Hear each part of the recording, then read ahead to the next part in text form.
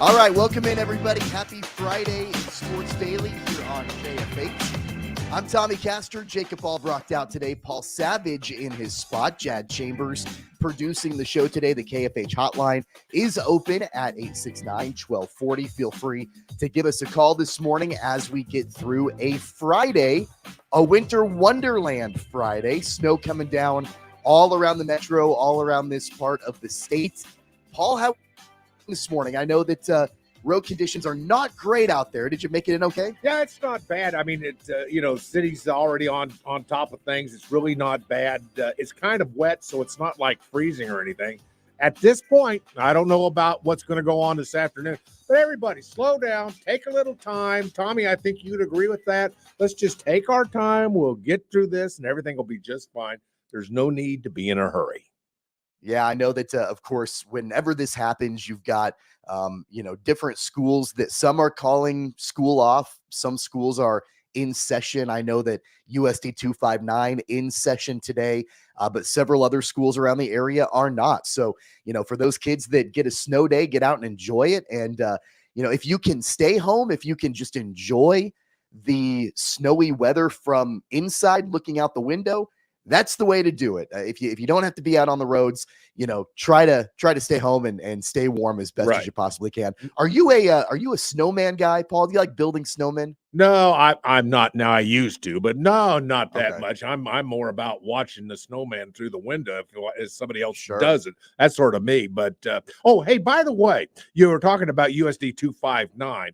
I know right now they're scheduled to play sports tonight and do whatever they've got on the schedule, whichever sports that are scheduled for tonight. But anyway, we'll keep track of that. If things get worse and they decide to cancel it, if it's during the 2 hours that you and I are on the air, we'll get with everybody and try to get everybody updated and taken care of. But as we know right now, everything's on. Am I correct on that, Jad? I believe Jad, you're probably on top of that a little more than I am. Well, I haven't heard specifically from the sports side of it, but I haven't heard elsewise. So right. One thing I'll say this is I've been following the traffic situation all morning. It wasn't too long ago that we had a big traffic accident. It was on Kellogg, and it was right there around I-135, so right in the dead center of the city. Oh, geez. And probably still, if you can avoid going out at all, avoid going out at all. But stay off of Kellogg if you're trying to get past that I-135. That's going to be really. I mean, it's slow anyway. Several of the traffic trackers that I talked to this morning were saying that people were comfortable going anywhere from 10 to 20 miles per hour in 60 zones. So, good. Yeah. Well, you know something, Tommy, you and I have been in this town long enough to know that if you have this kind of weather, don't even get on Kellogg. I mean, I think it's you're wise just to figure out how to get to where you need to go. Take Douglas, take Oliver, go wherever you need to go, but stay off the main thoroughfares. And that includes the canal route, and that includes Kellogg. Find another way because, boy, oh boy, you're going to end up being tied up more than likely. And we both know that. So that's the Sports Daily tip of the day. Yeah, back in the day, I used to work on the west side, but I lived on the east side. And so when we would have bad weather like this, I mean, I would do everything in my power to stay off of Kellogg. I didn't care if it took me another 15 or 20 minutes to get to work. Yes. I was going to take the back roads. I was going to take Central. I was going to do whatever I needed to go through downtown. It didn't matter, but I was going to stay off the elevated roadways. And so we would definitely encourage that. And like Paul mentioned, if we get any kind of update about the local USD 259, the City League sports events that are scheduled for tonight, we will definitely pass that information along. On the program today, we've got a lot to get to. Will Howard has a brand new home. We alluded to it yesterday on the program, but it was made official last night. We will talk about that. We've got our Friday football picks of the week to get to. We'll give a preview of the national championship game on Monday night between Michigan and Washington. Take a look at the NFL slate, and we'll talk to the voice of the Wildcats, Wyatt Thompson, in our very next segment. But Paul, let's kick things off with Shocker basketball last night. It was the conference opener for Wichita State inside Koch Arena. North Texas, the Mean Green, came into town and gave Wichita State a 12-point loss inside Coke Arena. Final score 74-62. I followed along with this game, Paul. North Texas came out of the gate really strong. They started off the game great, shooting the ball. Wichita State couldn't match that. And then it was kind of a comfortable lead for North Texas throughout the second half that the Shockers could never overcome. Right. And it was an interesting game. I'm not saying it was necessarily a fun game to watch, but I watched nearly the entire game, and I enjoyed my time in the Roundhouse, at least from a television perspective. And, it's kind of interesting because there's some good things and some bad things, but there seems to be more bad things than good things. Now, am I making aspersions upon Coach Mills? No, I'm not going to do that, because this is still a basketball team in the works. This is a team that's still going to have an imprint by Coach Mills and this coaching staff. But there are some things that are glaringly off with this team. In particular, great defense is one of them. I mean, we have been around Wichita State basketball for years and years and years. And the one thing that Wichita State has always done, and that goes back to the days of the Bakers and I could go run up and down the roster of ex-Shocker players, and that is tenacious defense. I don't know how many games over the past 15 or 20 years have been won with defense. And, defense still wins championships, Tommy. I don't know if you believe that. I really don't know if you believe that. I personally, as a football coach, at least from that perspective, I believe defense wins. Defense wins games. Defense, as they say, wins championships. And right now, Wichita State does not play that real tedious type defense where they bear down hands in passing lanes. You break down, you're in a great defensive stance. All the things that you learned in middle school basketball, it seems like sometimes the Shockers do, sometimes they don't. But defense is the main concern for me. Now, the shooting, I mean, I guess that's a problem, and they were abysmal last night. I mean, at one point, one particular player, North Texas was outscoring Wichita State by himself from the three. You can't have that, Tommy. Come on now. You and I both know you can't have that. And but that was the case. And it was, you defend the three, you defend the paint, you defend against the driving lanes, you defend, and you can win a championship defending. We'll put it that way. And we're not quite there. Now, I'm convinced that Coach Mills will get him where he wants to go. And I think it's going to take a little bit of time. It's going to take a little bit of effort with regards to him recruiting another class or two of the kids that he wants and is comfortable with. And he's going to go get those kids. There's no question in my mind. Coach Mills is going to go find those kids. And by golly, he's going to say, you're going to break down. You're going to get your hands in the passing lanes and you're going to defend. And I think that's going to happen. But that was my major takeaway. Obviously shooting, obviously rebound. There's a lot of things. Okay, I got you. But for me, the overall thing is I just sort of watched the game as a fan. Defense. And I don't know if that would be part of what you would say or not, Tommy, but please add on to what I'm saying. Well, I mean, I think that you're right when it comes to the defense not being where they want it to be. But I mean, beyond that, we know the shooting woes of this Wichita State team. Yeah. They've not shot the ball particularly well this entire season, and especially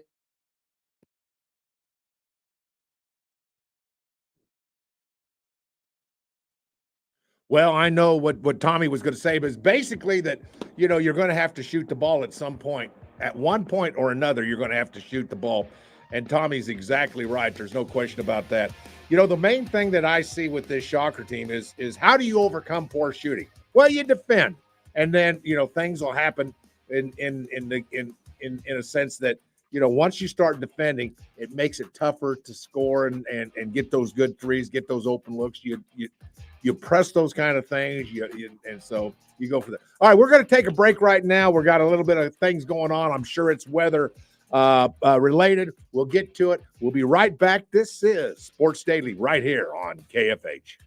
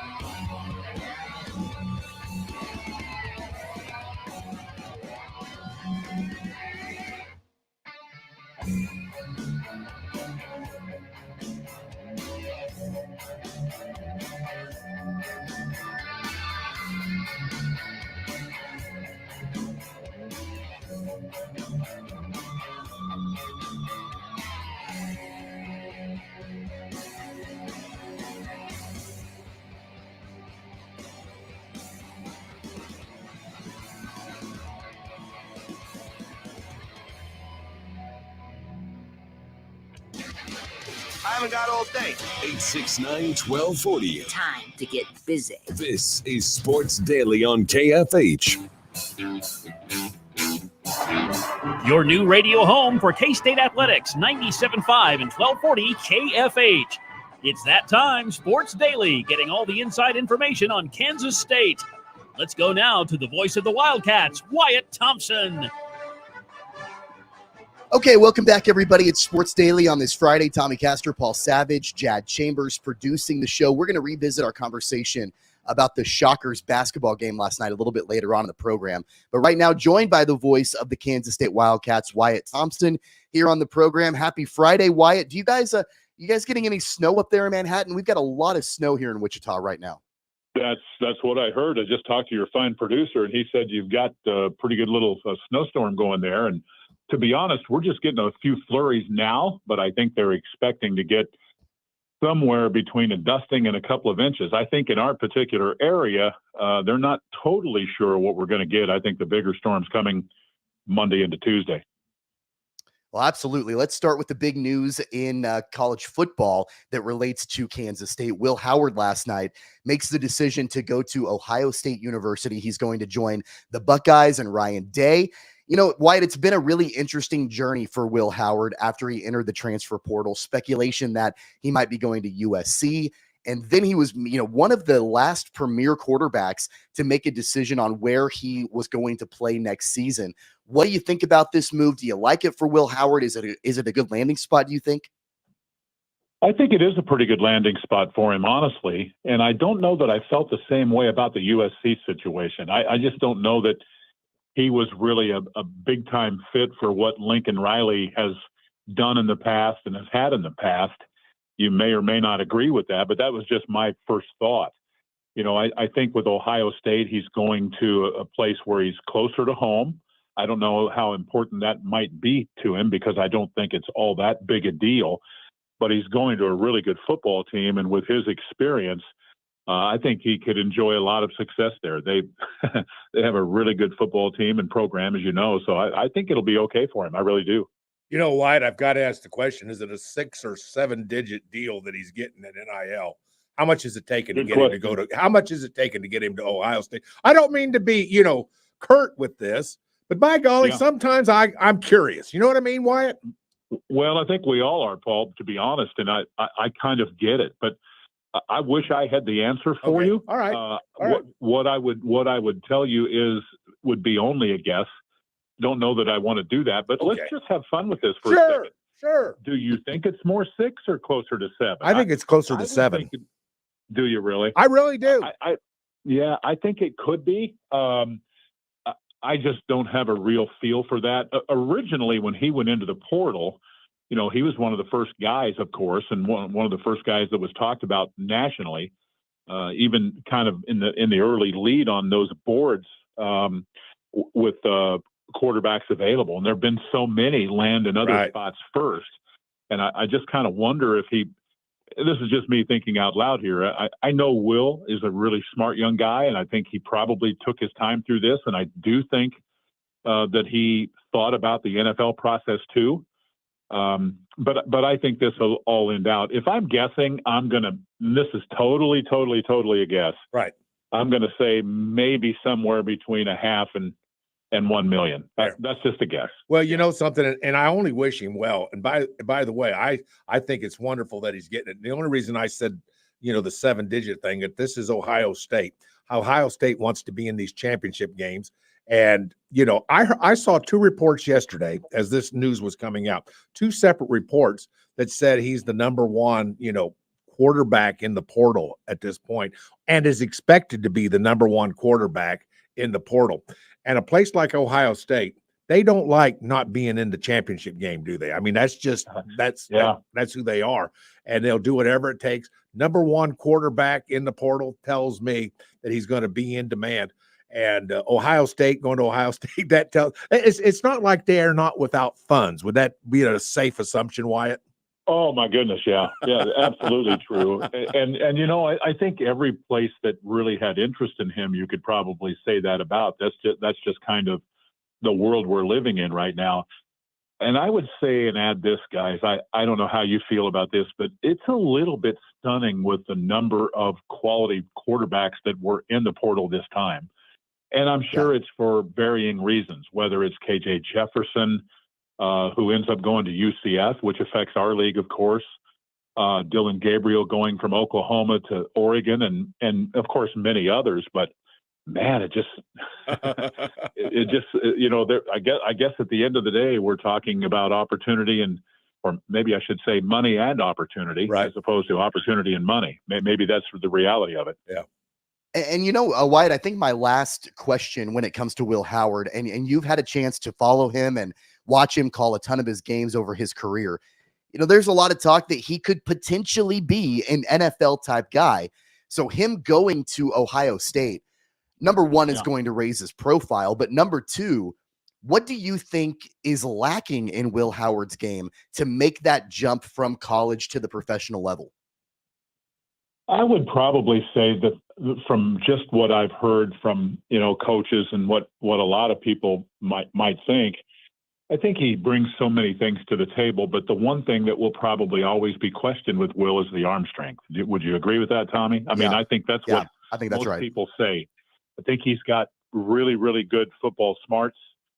He now has experience. I think he is the type of low maintenance kid, if you will, meaning not much ego, that he's going to go in there and he's going to work his tail off this winter and be ready for spring and into the fall of next year. And I think he'll win a lot of football games. They're going to win a lot of football games, period. But, it's really been interesting if you watch all of this when, Harbaugh is playing in the national championship game, and there for a while he couldn't coach a lick. Why? Because he couldn't beat Ohio State. Now he's beating them. Now he's pretty smart. That's how it works, right? Yeah, isn't that amazing? Isn't that amazing? When you look at, and while we've got you on this show right now, I think I need to ask you about Monday night's playoff game. You know something? Now, this is just for me. I'm speaking just for me, but I haven't been this excited about a particular football game in a long, long time, and even the championship games. But this game somehow with Harbaugh and what's gone on with Spygate and all the stuff going on with, stealing signals and all this going on, and the Pac-12 going out of business, baby. And here it is. They may win a national championship as they turn out the lights. And I find this is once in a lifetime kind of stuff. Your thoughts on this particular game, your thoughts on these two teams in particular playing in the national championship. Well, I'm really excited to watch the game because I think you'd have, well, first of all, let me maybe back up and say, I thought both of the semifinal games were really competitive, really good games. And they were great. As a fan, how great was that, right? I mean, how great was that? Now you just hope that you have a similar game in the finals, and I think we will. I've been asked a few times in interviews over the last few days since the semis, who do I pick and why? And the very first one I did, I said Michigan, but only slightly. And when I hung up, I thought to myself, did I pick the right team? Because I think I really love Michael Penix and his ability to throw the deep ball, probably better than anybody playing in college football right now, with all due respect to everyone else. I think that's kind of what everybody has seen. I think both teams are physical and tough. I guess I'm going to stay with Michigan because I do think they may I'm just saying across the board, maybe just slightly better. But would it stun me if Washington won the game? Absolutely not. I think they're easily two of the best 5 teams or 6 teams in the country, and I think they've proven it. Well, I just want to throw out to you that what people don't realize, and I know people don't understand offensive line play. You do. You've been around K-State. You know how important it is. Listen, Wyatt, Washington has one of the best offensive lines in the country. From tackle to tackle. This is one of the best offensive lines in it. It's physical. It is skilled. It moves its feet. It protects its quarterback. And when you have a quarterback like Penix, I mean, this kid is the real – this kid is an NFL quarterback. And I'll bet he'll be an NFL quarterback his rookie year. He's that quality of an athlete. He could light up Michigan for 400 yards. I mean, that is possible. If he gets protection, he will light up Michigan for 400 yards. So it comes down to, of course, the defensive line for Michigan. But, man, I look at that offensive line. I think they're as good as anyone as a packaged unit in the entire country. Well, how good do you think, and I'm not arguing with you in any way, shape, or form, but how good do you think Michigan is depth-wise in their offensive line? Their best guy broke his leg in 2 places in the Ohio State game. Yeah. And here they are. Yeah, and here they are. Here's what I would also add to your thought, because, again, I think we're talking about 2 high-level teams here. That's the obvious part. Right. But I think the Michigan quarterback is a winner. He's probably clearly not as skilled as Penix, but I like McCarthy. Don't you? I mean, he just kind of makes plays. Yeah. Here's what I do. Yeah. Two thoughts. And it all comes down to running backs. I think Blake Corum is unbelievably good. And I'm concerned about the health of the running back at Washington because he was dinged up late in that game. That could be somewhat significant. But I will say this. I wish the Chiefs had those 2 Washington receivers. You think? They got to do everything that they can to try to get that Rome Odunze guy. That guy is absolutely phenomenal. Oh my God. We're talking to Wyatt Thompson. We are. Thompson, voice of the Wildcats here on Sports Daily. Let's get back to Kansas. The other big news with the football program the last couple of days, Connor Riley officially named offensive coordinator for the Wildcats, and then Matt Wells, former Texas Tech head coach, comes in as the co-offensive coordinator. Break that down for us, Wyatt. What does that mean as far the way that they divvy up responsibilities, the way that Chris Kleiman looks at these 2 guys? What will their responsibilities be, kind of the way that things roll moving forward with the offense with these 2 guys? Well, I think we talked briefly last week about the job that Connor Riley did. And I think by his own admission, he felt like play calling wise, the third quarter wasn't his strength, but for the rest of the game, I thought he was really good in his first time. I think you guys would probably concur with that. Yeah. Yeah. I think he's a fantastic football coach from the standpoint of, his position and the development of those guys that we've seen here in his 5 years here. And I don't just mean Cooper Beebe. I think if you look at those guys, just rave about how far KT Leviston came in his time. Same with Hayden Gillum. And we've got some younger guys coming in that I think are going to continue to, keep moving that tradition forward. And I won't start naming a bunch of guys, but just suffice it to say there are a few that they're really, really enjoying coaching right now, and their time's coming. I feel like, to try to hone in on everything you talked about there, I love it from this perspective. I think you've got an O-line coach who's ready to be a coordinator, who has an intense understanding of run game. And then you hire a quarterbacks coach who's been a head coach, who has worked with some very, very fine young people over the course of his time. I don't think he was given a real fair shot as the head coach at Tech. I mean, nobody gets fired after 2 years, right? That's just wrong. But anyway, he is a guy who I think will help Avery and will help K-State in the pass game. So in combination, for me, that's what it's all about, because those coaches are going to tell you, hey, like with Colin. Colin was the offensive coordinator for the majority of this past season, but he was the first to say how much input he was getting from all of those other guys, including Connor Riley. So I'm looking at this as I think it's a good. How's that? Good. I think Matt Wells is a really good coach. Wow, that's good to hear. And I know this may be a little premature, and forgive me, I don't mean to put you on the spot. How's recruiting going? What are you hearing? What's the word? What's the word on the street? How's this recruiting class coming along as you see it today? Well, they like what they have committed so far, and everybody would say that, and I understand that, but I think they address some needs at receiver and continue to do so. Maybe at depth at running back after losing Trayshawn Ward. I think they did that to a degree. I think they got a couple of guys that are, I guess what I would say, kind of like the Julius Brents, Kobe Savage kind of types that could literally walk in here and start from day one. So that's a good thing. And then they continue to add some pieces with, again, I go back to the offensive line. Those two Kansas kids, man, can play. And they're in time, they're going to be really good guys to add to the guys I didn't mention earlier, like John Pastore and some of those kids. So I know that they have had some young people on campus this week.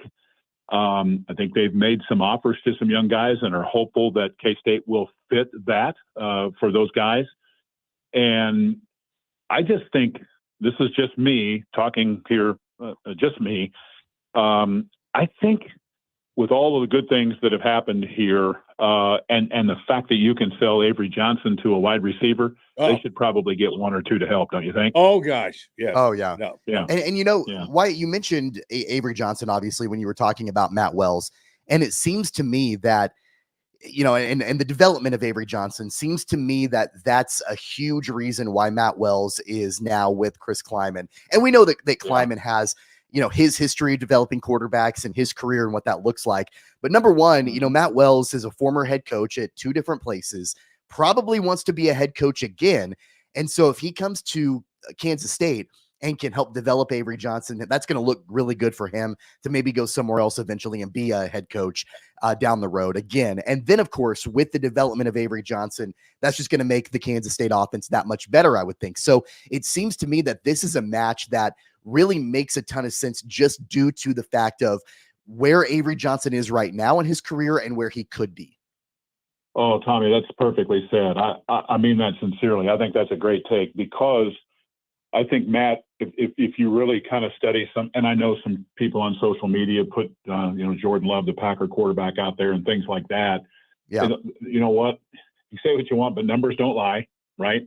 I think he walks in here knowing that, he's got a special piece in Avery. That's really, really good. I just think that you're probably also accurate in that, the guy's good enough that he'll be a head coach again at some point. Will it be a year down the road or two? That's the unknown factor there. But I know this. I've had conversations with Coach Kleiman about Matt Wells over the course of time, from the time he got the job at Texas Tech through, him being announced here. And, you always want to put together a staff that is going to work hard and do things the right way and are going to be really high level at what they do. And I think Matt fits all of those marks. Yeah. Hey, Tommy, you mind if I move to basketball? I'd like to get to a little bit of basketball. Just a couple of weeks ago, Wichita State and K-State played in Kansas City. And Wyatt, I don't think I've talked to you since that particular game, but I just wanted to get your take because you're so highly thought of. For me, it's always been important that KU and K-State both play Wichita State, and it looks like we're going to have a meeting of the minds between two head coaches who have coached with each other at Baylor at the same time, who like each other, respect each other. It looks like to me K-State and Wichita State want to play some games in the future. I hope they do. I hope they get that done.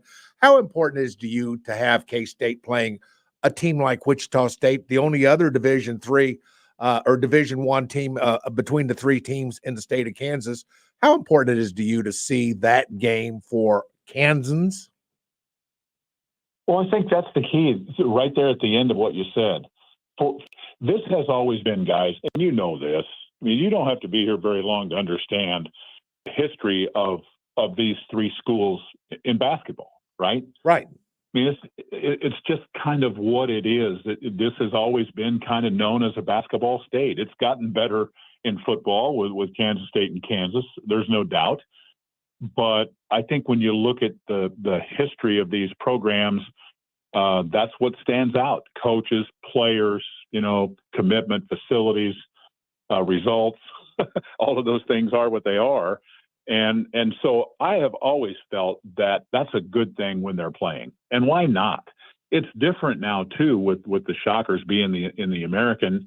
From my perspective, at least, I mean, it's such a good league. And we're going to get a look at UCF here coming up. And they had been in that league. And I think this league is stacked. And they're 9-3, and nobody's talking about them. And I suppose, they could struggle in the league. But in studying them, they have length, they have depth.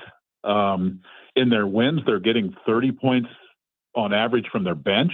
I mean, so that league is good, is the point. And I just don't see any downside like some perceive that it was when Wichita State was in the Valley or whatever. I just see it a different way now. Going back to Wildcat basketball in the non-conference, and we talked about the Wichita State game a couple of weeks ago. The final non-conference game, Chicago State earlier this week, where, the Wildcats, they struggled for a while in that game before being able to pull away and get the victory. It's been a non-conference that has not been lacking in drama, I guess would be the word that I would use. No Naquan. We know about Quez Glover and the fact that it looked like he was going to be ready to go for conference play. Now that's not going to happen. But yet you look at it, Wyatt, and you look at their record as non-conference is done, and they're 10-3. And, I could easily go back and look at a few games where they could have lost, and they could easily be 8-5 or 7-6 or something like that. Yet they're 10-3. What does that tell you? Number one, about the composition of this team. And really, what does it tell you about the way that Jerome Tang is coaching this team through all the issues to where they enter Big 12 play with a record of 10-3?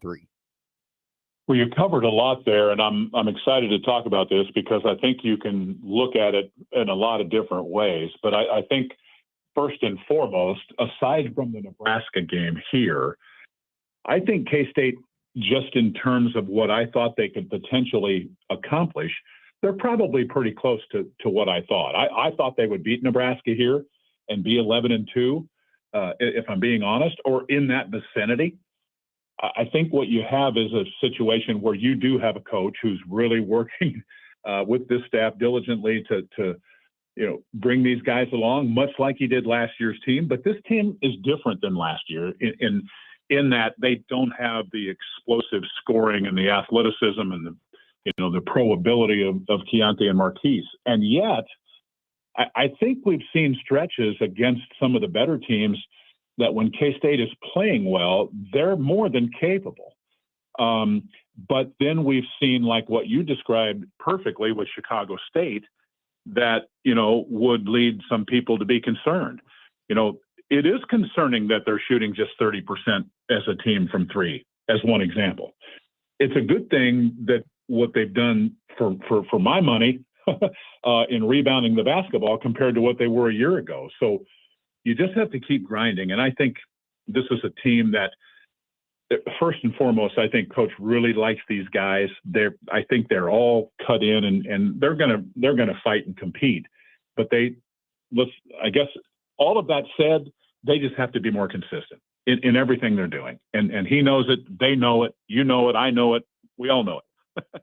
How's that? That's excellent. One more short question will get you out of here. Listen, Wyatt, I could hog you all day and keep you on this show for the entire thing, but I know you can't do it. I wish I could, but that's the way it goes. Last question. I want to get you out of here. About 2 or 3 weeks ago, I asked you a question about who you like in the Big 12, and you gave me an answer that had about 6 teams. And so I think what I'm going to do is I'm going to say, is there anything that has made you narrow this down? If you had to pick the three teams Okay. that you like competing for a Big 12 championship in basketball this year, any luck on narrowing that down, Wyatt? Well, yeah, I think you can do that. And if we're just judging through the non-conference, okay, and you're making me pick 3, you have to start with Kansas just based on their track record, all right. don't you? I mean, they're 12-1. Sure. They've played a really good schedule. I think next you have to go with Houston, right. And I don't think most people would be real surprised with that. And the next team that I'm going to say may surprise you a little bit, and that's BYU. But because back in the old days, I'm pretty familiar with BYU and how they play basketball and how tough it is to play at the Marriott Center and all of that. They have a really good coach. They have a really good fan base. And the most important part is they have length and they can shoot the dog out of the 3. I think they are really a good team, and they are going to be dangerous in this league. Wow. So I just picked 2 teams that are newcomers. How dumb is that? Or how crazy is that? I don't think it's that dumb. I don't think it's that crazy. But those 2 teams are good. Houston is really good defensively, guys, and I mean they are. Well, you guys know, you saw them in the Americans.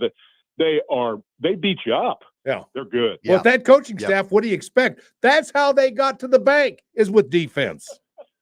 Well, that's true. They used to say when Frank was here, Frank Martin, that K-State's best offense was going to get an offensive rebound because they weren't going to make enough shots, but they get a ton of offensive rebounds and putbacks, and they're like that to a degree. They really guard, they really rebound, they have some depth, and boy, they have talent too. That's the other factor, and they play so hard. Well, Kansas State, their Big 12 play tomorrow against UCF at home. It's a 5:00 tip. Wyatt, you're going to be on the call. What are we expecting for the call? What are you expecting from the game? Anything that we want to point out before we get that game going?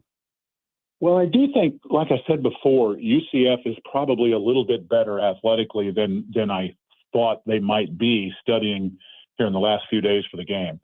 They do have a lot of length. I'll give you an example. Omar Payne is their starting 5-man. He's 6'10" and 230.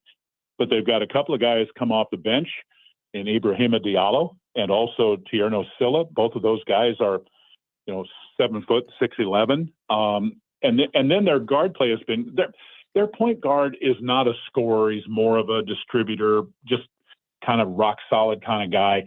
It comes down for them, I think, to make shots. They're not the best shooting team, but if they make shots, and I guess a lot of people could say, hey, he's describing K-State too. So it's all about, at the end of the day, you can talk all you want, but it's all about putting that basketball through the goal. And I think tomorrow you hope K-State's the better at that. 5 o'clock tip-off, 4 o'clock pregame. You'll be able to hear Wyatt and all the action right here on KFH. Looking forward to it, Wyatt. As always, thanks for your time. We appreciate it. Have a great call tomorrow. Thanks a lot, guys. Great talking to you. Happy New Year, man. Happy New Year to you as well. It's Wyatt Thompson, Kansas State Wildcats, here on Sports Daily. If you missed any of it, make sure to go back, kfhradio.com or on the free Odyssey app and hear all of that interview. We're going to step aside. When we come back, we'll get back into our conversation that we had at the beginning of the show about Shocker basketball falling last night to North Texas inside Koch Arena. We'll do that on the other side. I'm Tommy Castor along with Paul Savage and Jad Chambers. Sports Daily.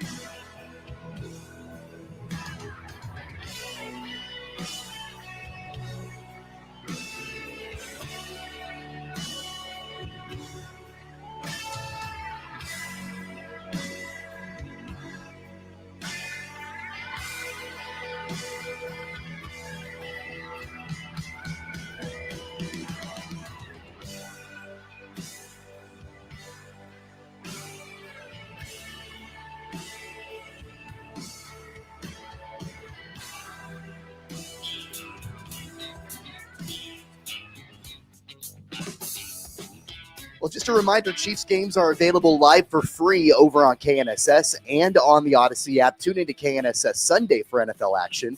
The Chiefs on the road in LA to wrap up the regular season against the Chargers, or simply download the Odyssey app and search for KNSS at kickoff. We will pick that game and a bunch of other NFL games and the national championship game in college football coming up at the start of next hour in our Friday football picks. But Paul, before we wrap up hour number 1 here on Sports Daily, very briefly, let's go back to our conversation at the top of the show about Shocker basketball. Of course, losing by 12 at home in the conference opener against North Texas, final score 74-62. And really, I mentioned it at the top. The shooting woes, we know that's been an issue for Wichita State, especially in the month of December, carrying on into the month of January. Outside of Colby Rogers, they really don't have a weapon to shoot the basketball, and teams know that. They can clamp down on Rogers and make sure that, he's not getting his shots off. And then at that point, there's really no other way. So I don't know exactly what it's going to take and if it's going to come along in conference play. But, man, they've got to develop another shooter that can go out there and take some of that burden off of Colby Rogers. Well, that's the key at this point right now. I mean, as much as we talk about defense, I mean, you can defend, but you still got to put the ball in the basket.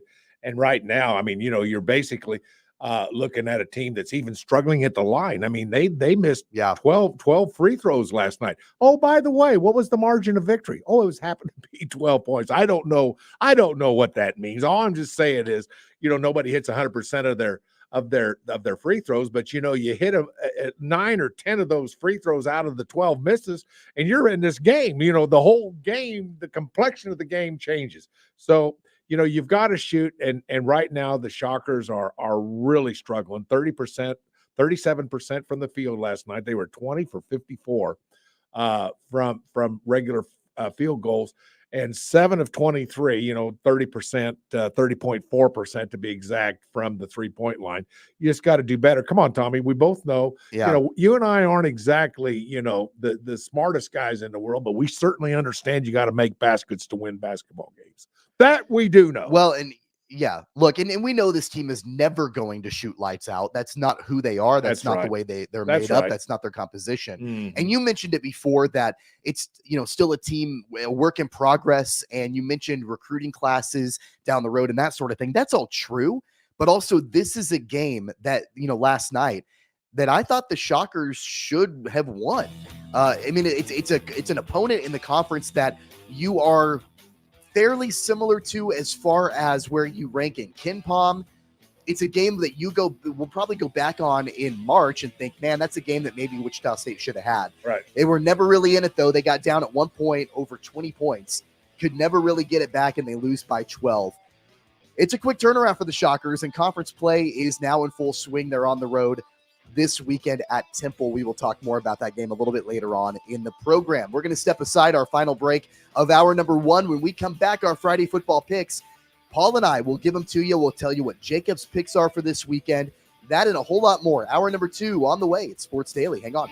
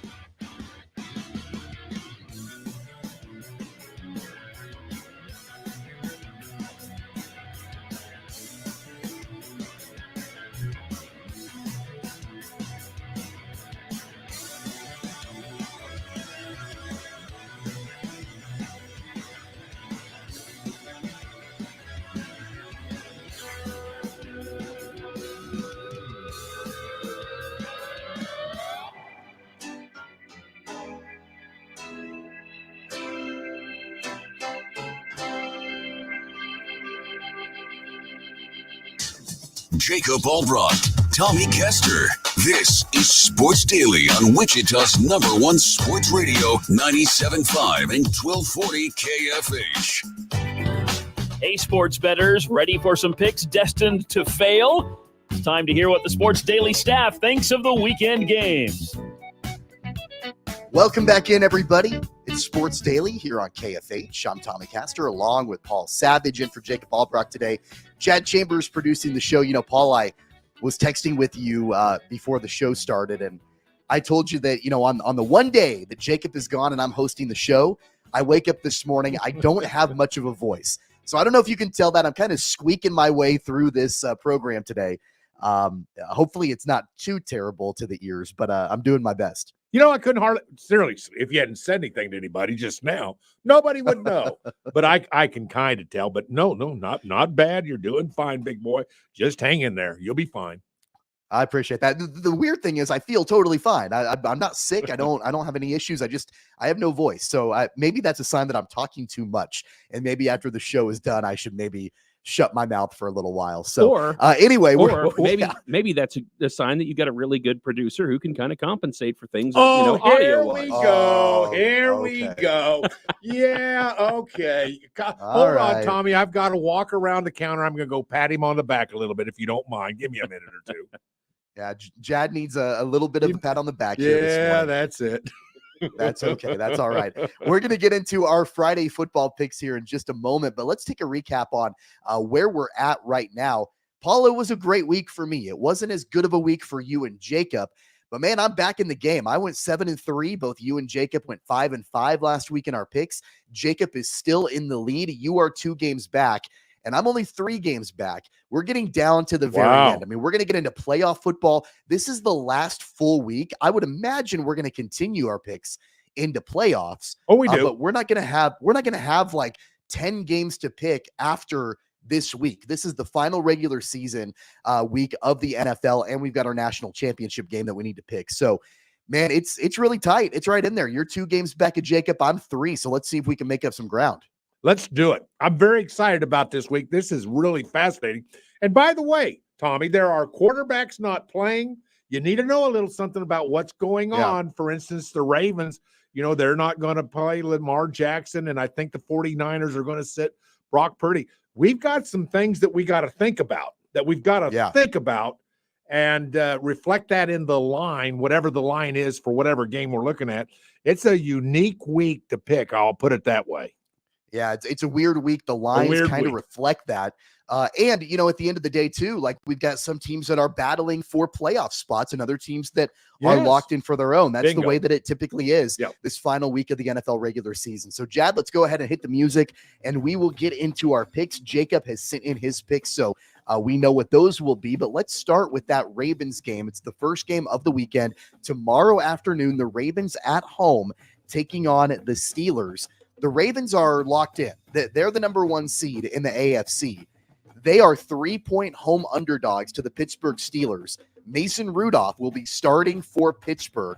So a road favorite are the Pittsburgh Steelers in a divisional game against the Ravens, who are already locked into their playoff spot. Paul, we'll start with you. What do you think? Well, I think this is an interesting game. Obviously, Lamar Jackson's not playing. And by the way, once we get this segment over, I hope you and I get a chance to talk about what's going on with sitting players. I'd love to know, what do you think about sitting players? I hope we get a chance to do that. I'd be fascinated to talk to you about that. But with that being said, in this game, we do know Lamar Jackson's sitting. We think some other players are going to be sitting. Who else is going to be sitting and how much they're going to be playing? There's going to be a lot of guys that are going to play a quarter or two. I mean, they're not going to play the whole game. We don't know, with the Ravens locked into where they are. I'm going to take the Steelers. I'm just going to, come on, just take the Steelers because, Rudolph's done a pretty good job. I've enjoyed watching, Coach Tomlin. He's a pro.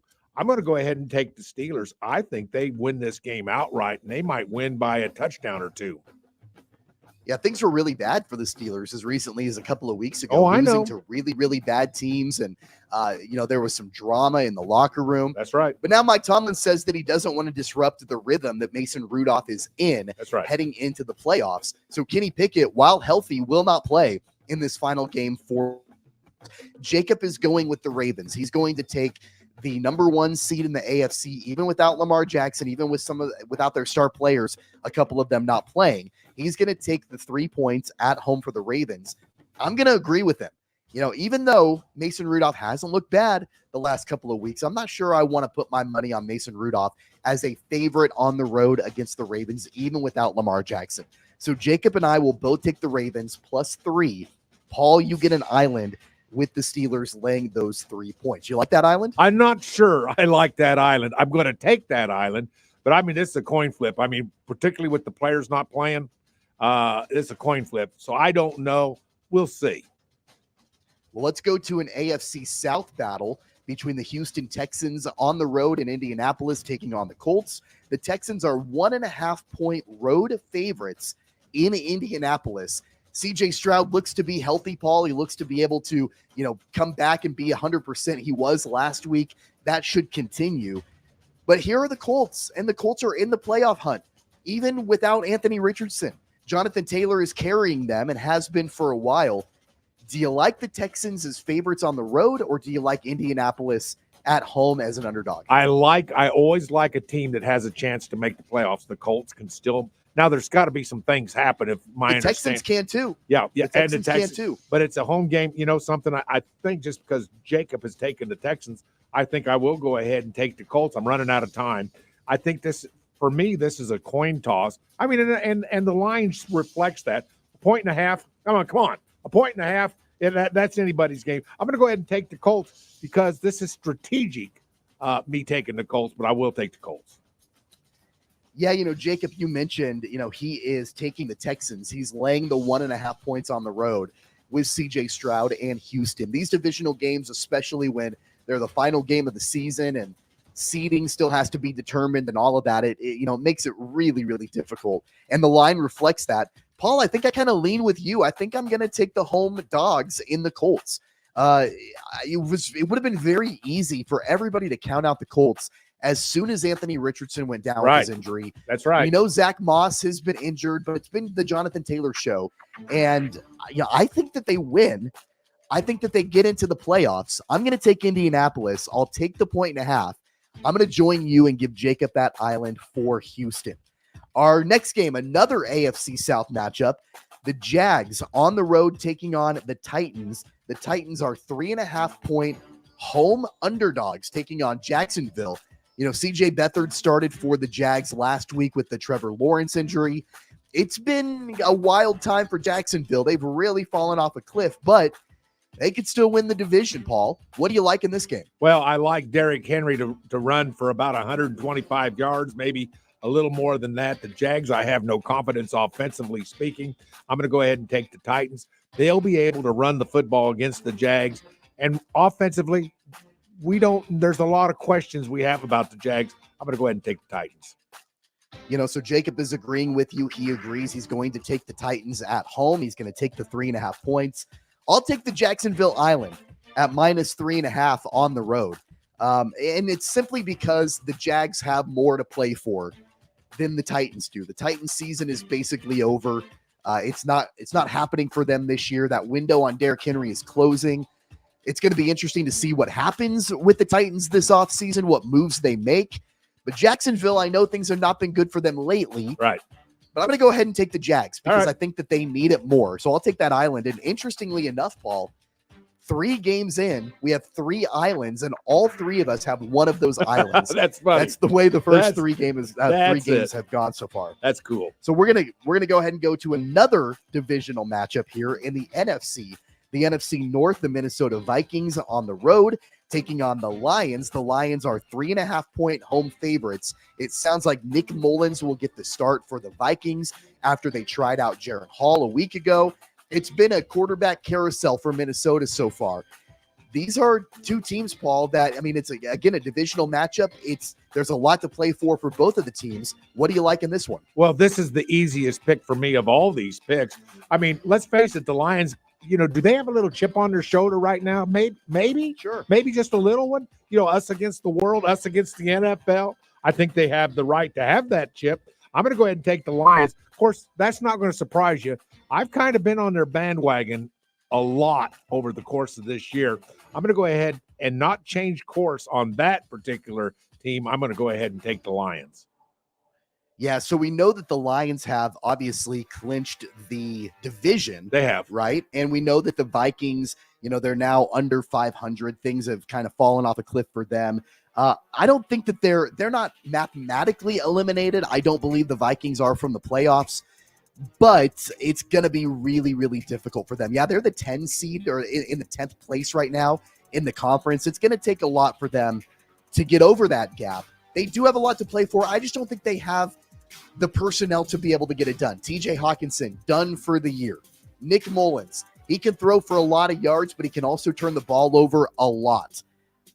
Even though Detroit has already clinched the division, I'm going to go ahead and join you. I'll take the Lions as well. I'll lay the 3.5. Jacob agrees. All three of us are taking Detroit as home favorites against the Minnesota Vikings. Going to go back to the AFC now. The Bengals and the Browns, another divisional matchup. The Bengals with Jake Browning, they're 7-point favorites. The Browns, it was announced they are not starting Joe Flacco this weekend. It's going to be Jeff Driscoll starting for the Browns.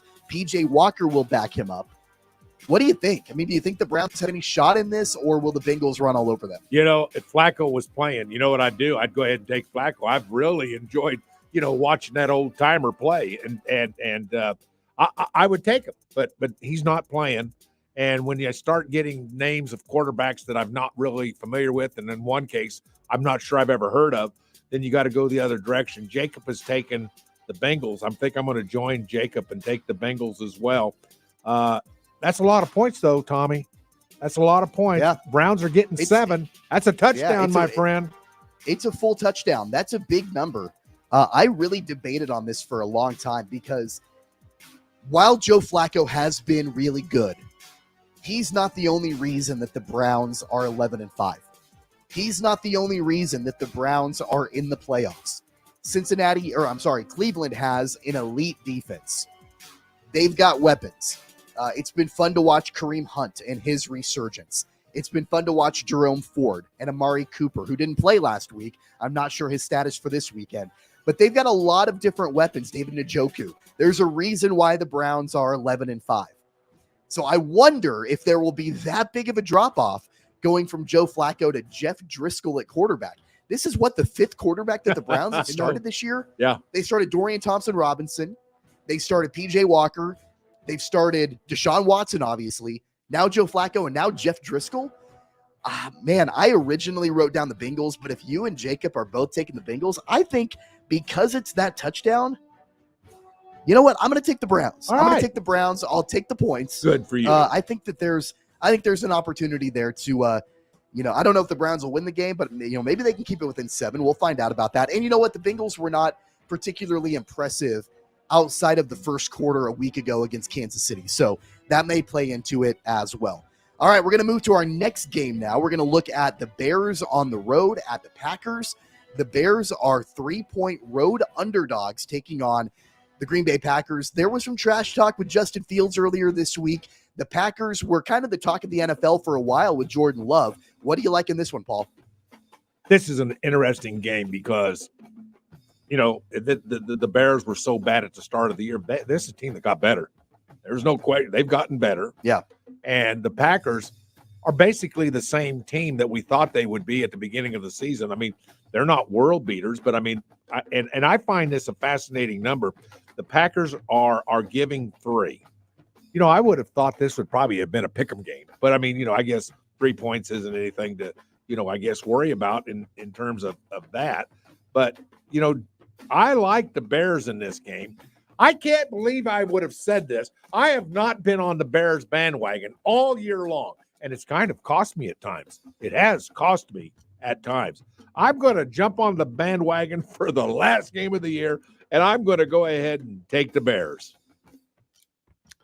Okay, so the Bears are officially eliminated from playoff contention. Right. They will not make the playoffs. That's right. But in the NFC. But they're on a mission. I get the sense that this is a team that does think they've gotten better and are playing for next year. That's the sense that I have.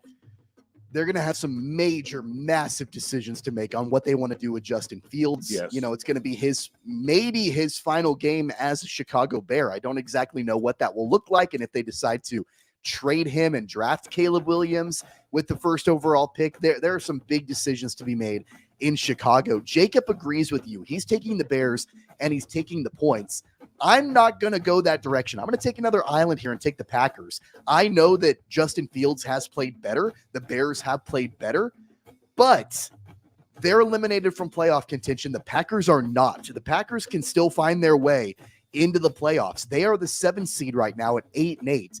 They need a win to get into the playoffs. And so because they've got a lot more to play for, even though there are big decisions to be made in Chicago, I'm going to take Green Bay and I'll lay the 3 points. I'll take another island there, Paul. There you go. I don't blame you. Although the Packers aren't exactly lighting it up, and at least in my eyes, where I thought they would be is not where they are.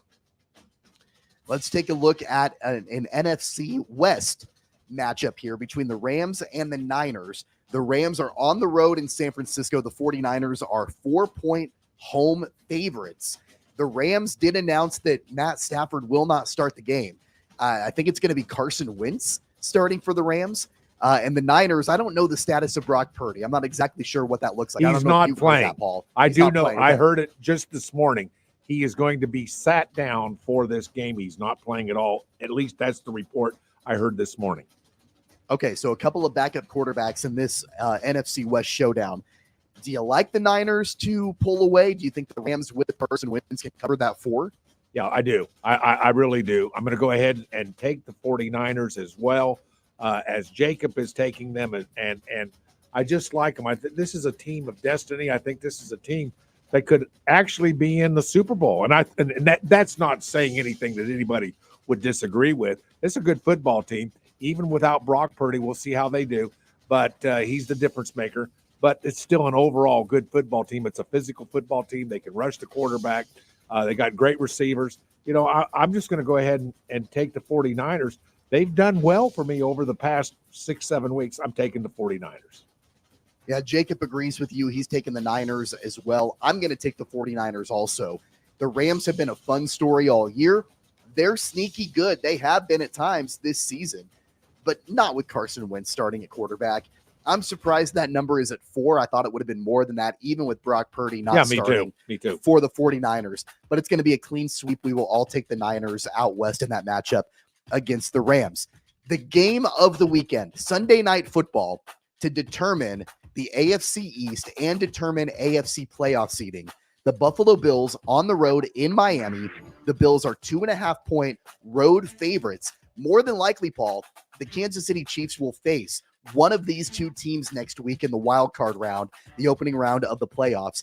Do you like the Bills to go down to Miami and win, or do you think the Dolphins can cover? Well, this is the game of the week. This is the one that if you're going to sit and spend a little time watching television and watching an NFL game, for me, this is the one that I think sounds the most fascinating.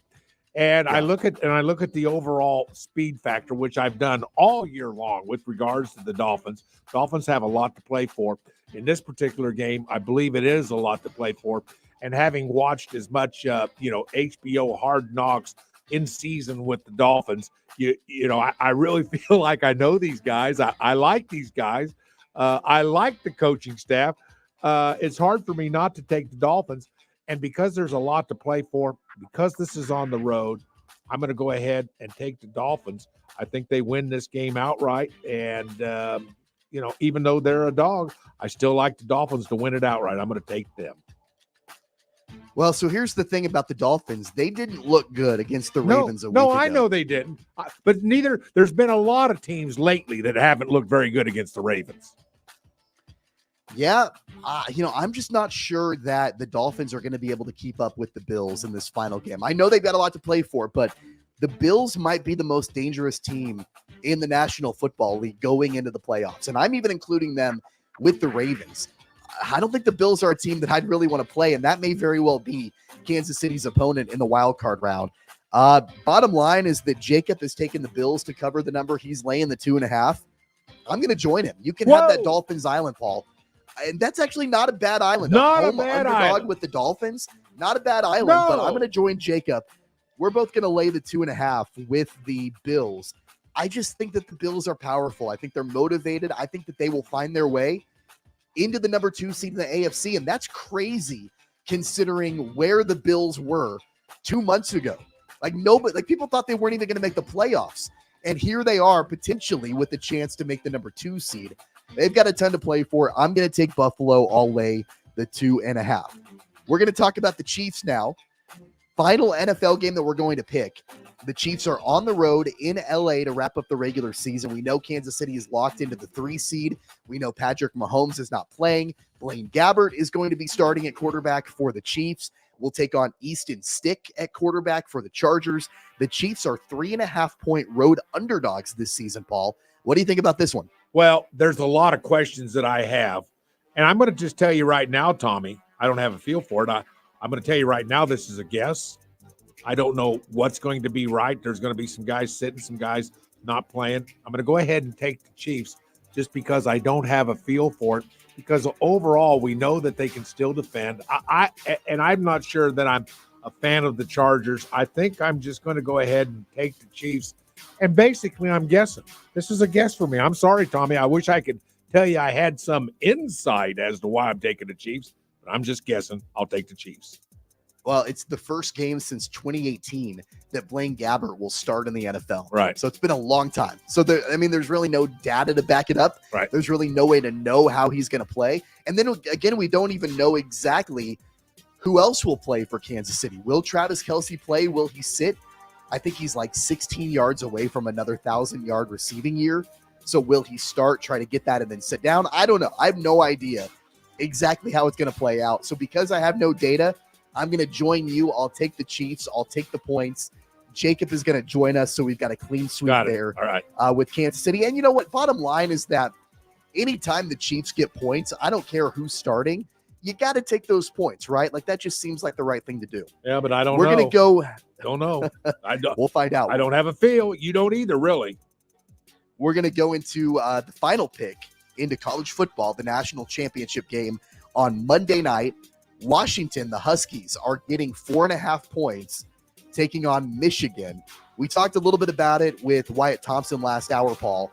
What's your official pick on this game? Do you think Washington can cover, or will Michigan pull away? Well, I'll tell you what, I'm locked into this game, and I can't really say that over the course of the last 3-4 years I've been locked into the national championship game. This one fascinates me, and it fascinates me partly because of the Washington story with the Pac-12 going away, and I'll tell you that right off the top. But Michigan is so dominant up front, dominant in the defensive line in particular, offensive line as well, but defensive line, they're as good as there's anybody in the country. And yet, on the other hand, Washington, as we talked with Wyatt, is equally as good up front on the offensive side. I'm going to take Washington because I think if these two elements of this football game negate themselves, and the Washington offensive line can give Penix the time that he needs, he could light up Michigan. He could throw for 400 yards, Tommy. I mean, will he? I don't know.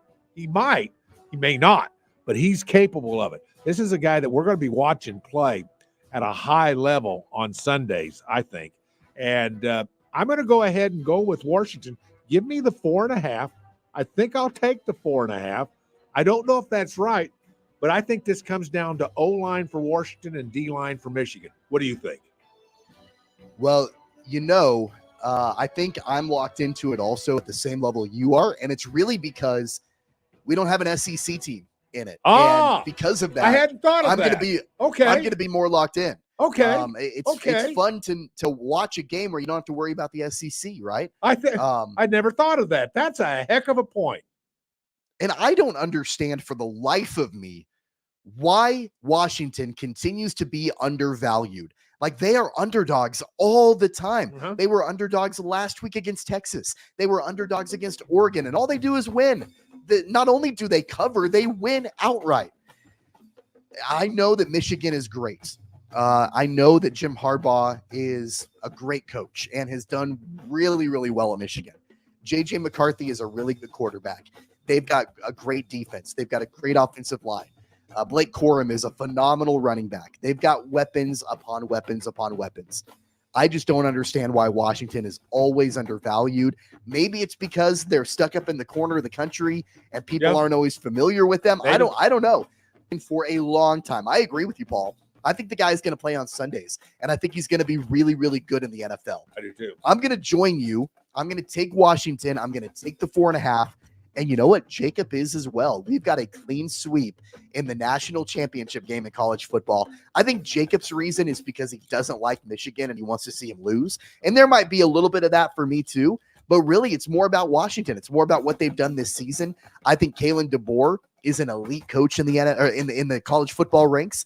So, man, I'm going to take the Huskies. I'm going to take the 4.5. Let's go. I've been on that bandwagon for a while. Yeah, you buying in at all to the Michigan deal about, well, it's us against the world. People have been coming after us. Are you buying into that at all? Because I don't know that No, I'm not. And the reason for that is because they've done a really, really good job at changing that narrative and moving it away from them being the bad guys to them being the victims. And I don't buy that. I don't buy that tactic at all. I don't play into it. Give me Washington to raise that trophy at the end of the night. I like the Huskies to win the national championship. Right. We'll see how it goes on Monday. Go ahead. And I've got to give you credit. The point of the day. Jad, do we have a point of the day award that we can give Tommy? Do we have anything like that we can give? And the point is no SEC team. I've been trying to analyze, why am I enjoying this particular championship game so much? I've been trying to figure out why, Tommy, and you nailed it. No SEC team. I didn't think of that. Well, it's going to be fun to watch, and we will break it down more on Monday when Jacob is back here on the program. That's our picks for the week. The final regular season week of the NFL, we make those picks, and we'll see how things pan out next week. We're going to take a break. When we come back, Paul, I want to get into what you mentioned before, NFL teams sitting their quarterbacks. What do we think about it? All right. And how does that relate to Kansas City on Sunday against the Chargers? That and a whole lot more on the way. Tommy Castor, Paul Savage, and Jad Chambers at Sports Daily, and we'll be right back.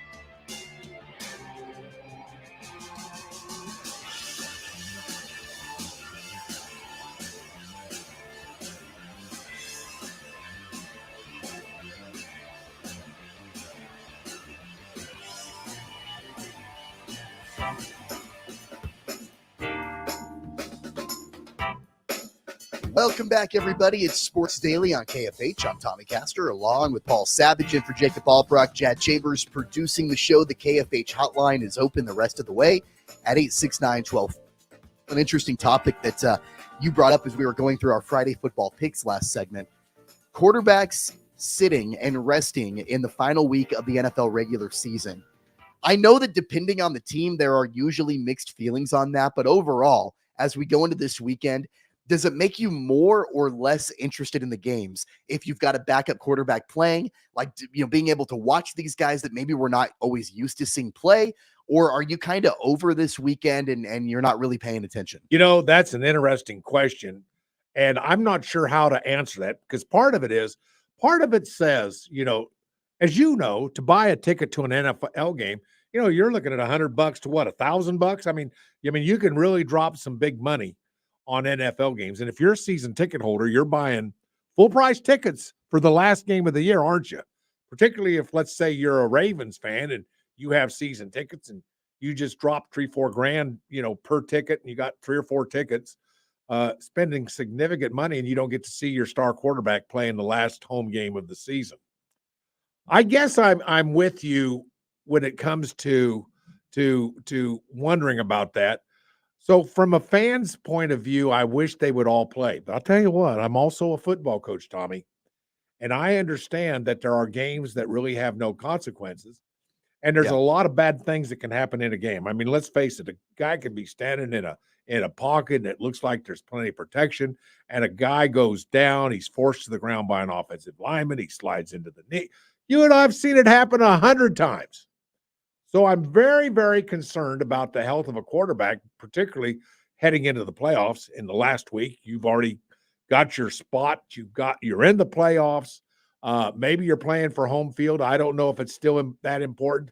But I'll tell you what, I take care of who got me to where I'm at right now, and that would be my quarterback. I'm sitting my quarterback. Probably sitting my running back. I might be sitting some offensive linemen. I may play the offensive lineman a couple of series, maybe a couple of quarters. But I'm sitting a lot of people. I'm going to get them healthy. I'm going to keep them healthy. I don't buy into, sitting 2 weeks. You hear these coaches, and I know you've heard the quote, well, I don't think anybody ought to be sitting. And I guess it came from the head coach at San Francisco. He says, nobody should be sitting for 2 weeks. Well, in the NFL, nobody's going to sit for 2 weeks. You're going to practice. You're going to get out. You're going to stay active. You're going to go to meetings. You're going to watch film. You're going to be a part of the lives of your teammates. Nobody's sitting out for 2 weeks. You're there. So I'm just saying, something? I would set them out. If I'm coaching in the NFL, I'm setting and I'm not taking one small chance with a Brock Purdy, for instance. Yeah, I mean, I wonder how much this impacts the viewership for all the games this weekend. Well, it's got to, doesn't it? It's got to. There are enough games that do really matter. Right. That really do, the Bills and Dolphins, for example, the Lions and Packers. There are some games out there that really do have playoff implications. Those will be the games that, I'll probably lock into. It doesn't change a whole lot for me, though. I'm still going to watch the Chiefs play. I'm still going to be locked into that game. I'm probably going to be locked into every game as much as I can be this weekend. I'm going to watch the Ravens and Steelers tomorrow, even though the Ravens have nothing to play for. The Steelers do, so I'm going to be locked into those games. I just wonder overall, though, we're probably going to be seeing a significant drop in viewership this weekend for the NFL.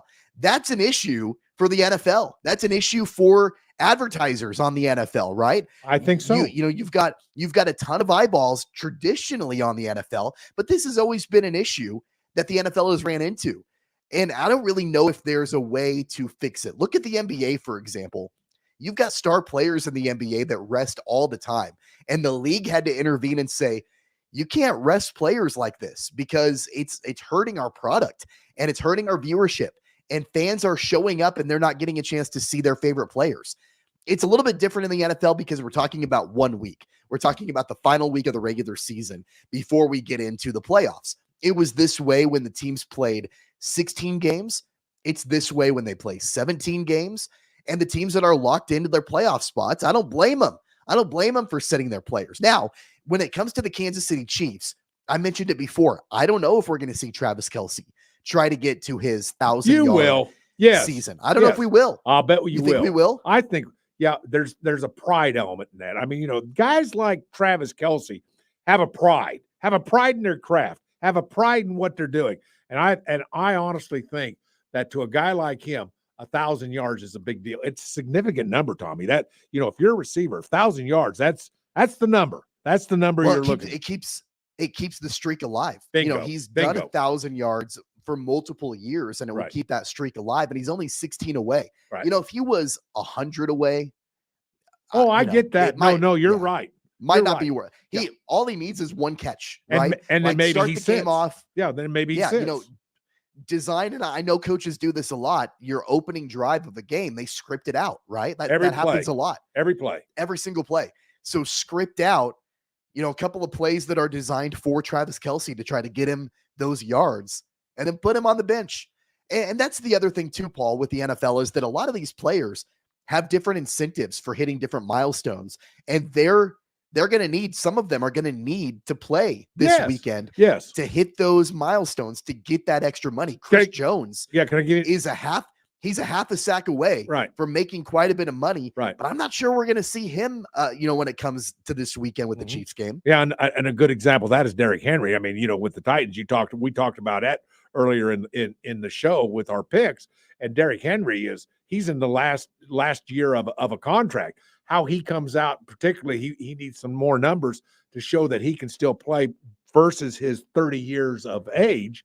And it's a big, Derrick Henry's going to play hard. He's going to play hard this weekend. He's got some things he's got to show. And so I get what you're saying. One of the interesting things too is, you talk about the NFL and how they want all of their great players to play. But something? You talked about, I almost thought you insinuated where the NFL has to put its foot down and say, you're going to play these guys. You're going to play these guys. No. You're not. You're not. I don't think that. I mean, I don't think that they can be. I don't think that they can be heavy-handed in that way. I'm not sure that there is a good solution. And maybe the NFL, they're at a point where they just kind of throw their hands up in the air because it happens every year, and they say, look, it is what it is. We got to get these players rested for the playoffs. And so even though a lot of our marquee players are not going to play, we just have to kind of deal with it. Right. That might be the case. But, I mean, I do think that there probably is some legitimate financial implications for guys like Lamar Jackson and Patrick Mahomes to not play in these games. Well, and I don't know if there is a good solution. Well, I wouldn't let them play the game because we're at the playoffs, and you play the game to win. I think I've heard that quote before in the NFL. You play the game to win. And so when you look at that kind of thing, right now you play the game to be ready to play in the playoffs. That's because right now you're getting ready to go to a part of the season where you play, you win, you play on, you lose, you go home. And nobody wants, there's only going to be one champion, and you got to go, you got to be strong, you got to be ready to play. And I would set anybody who it's possible to play with regards to, and I know you've got to suit up X amount of guys, play them a series or two. This would be like a preseason game. This might be like, let's say, the last preseason game. You get a series or two, and boom, now you're going to start playing younger guys. I think it's smart if you're already locked into your place with regards to where your seat is, where you're going. Are you on the road? Are you playing at home? I guess you consider those kind of things. But when you're talking about a Brock Purdy, when you're talking about you're talking about a Patrick Mahomes, you're talking about some of those quality quarterbacks, baby, I'm sitting them. I don't care. I'm sitting them because I'm not taking a chance. Because there's your chances of winning a Super Bowl or getting to the Super Bowl. That's the guy. And you don't take a chance. And that's what I would do. I would do it. I would do it in a heartbeat if I was an NFL coach. The Sunday night game, the final regular season game in the NFL schedule, the Bills and the Dolphins, more than likely, Paul, the winner of that game will take on the Kansas City Chiefs in the opening round of the playoffs. If you're Andy Reid, you're the head coach of the Kansas City Chiefs, would you rather play the Buffalo Bills or would you rather play the Miami Dolphins? I think I'd rather play the Bills. And let me tell you why. And I know a lot of people are going, Savage, you're crazy. But, speed worries me. Speed kills. You've heard that expression. Speed kills in football. And that always worries me. You can't coach speed. And when I look at the overall speed of the Miami Dolphins, I don't want to defend it. And so I would rather play the Bills. Hunker down, be physical. Let's get it on in the trenches. But, man, speed kills. I'd rather play the Bills. Now, you can call me crazy, and I would agree with you. I can make a case for both. I don't want to play the Bills, though. I'd rather play the Dolphins. I'll tell you why. We're going to take a break. Okay. In our final segment, we'll come back. I'll tell you why I would rather play the Dolphins if I were the Kansas City Chiefs in the opening round of the playoffs. We'll do that on the other side. It's Sports Daily on KFH.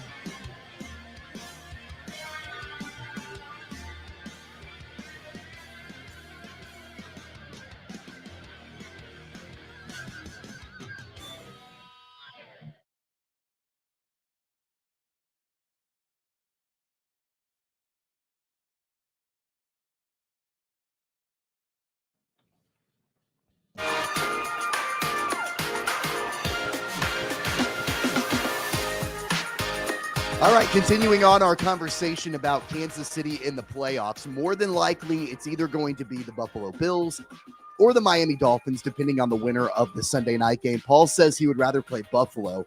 I'd rather play Miami, Paul. Oh, yeah, I'd rather play Buffalo. That is correct. You'd rather play Buffalo. Yes. I'd rather play Miami.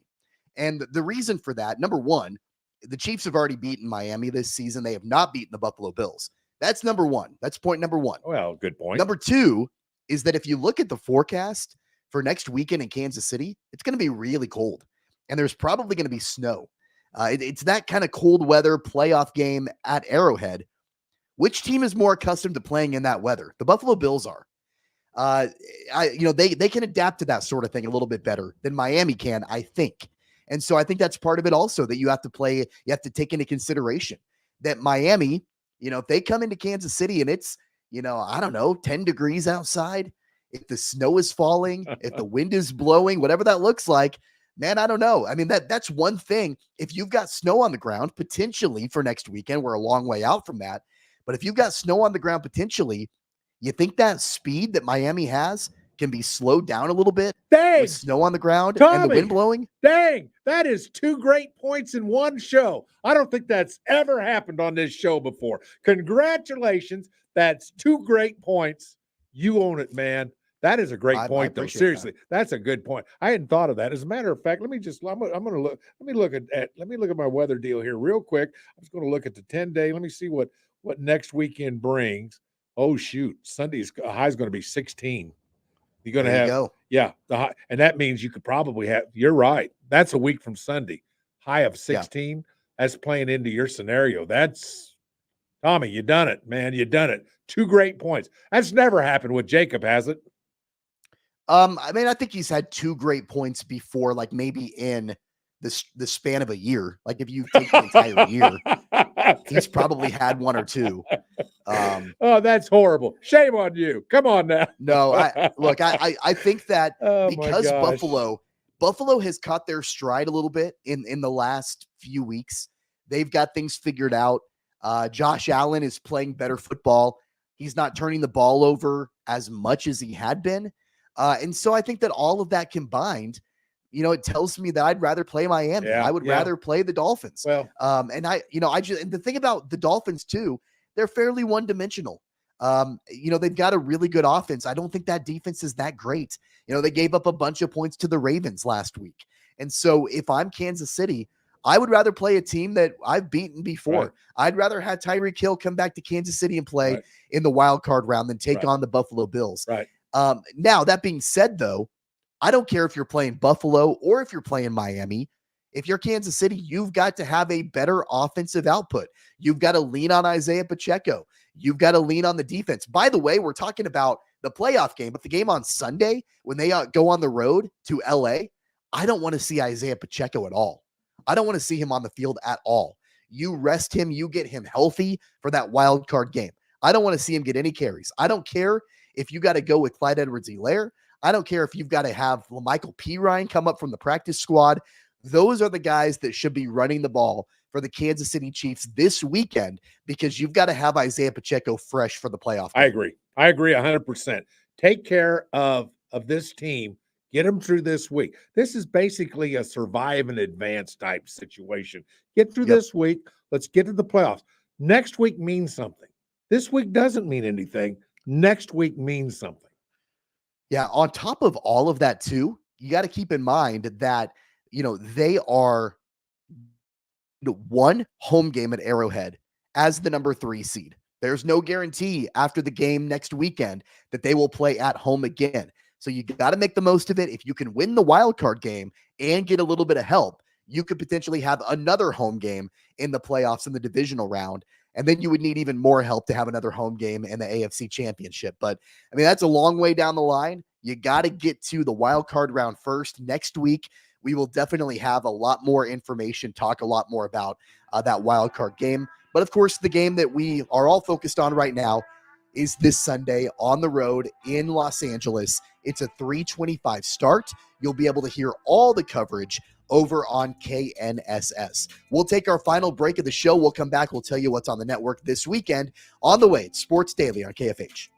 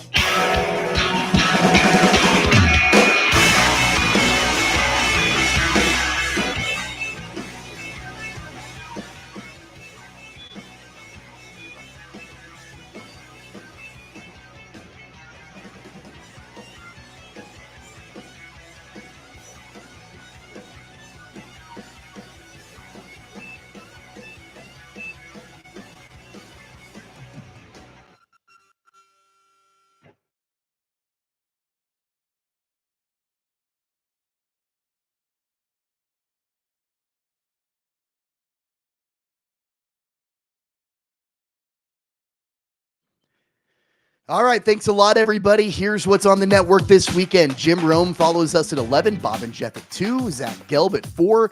JR Sport Brief comes up at 6 o'clock tonight. Tomorrow, Shocker Women's Basketball at UTSA right here on KFH begins at 1:45. Kansas State Basketball taking on UCF pregame at 4 o'clock here on KFH. Then an NFL doubleheader, Pittsburgh at Baltimore, Houston at Indy, both on KNSS beginning at 4 o'clock. On Sunday, Shocker Men's Basketball at Temple on KYN, Chargers on KNSS, and NFL on KFH, Buffalo at Miami on Sunday night at 6:30. Thanks a lot, Paul. Have a great weekend, man. Same to you, everybody. Take care of your family over this cold weekend. Yeah, stay safe out there. Stay warm. We will see you back here on Monday.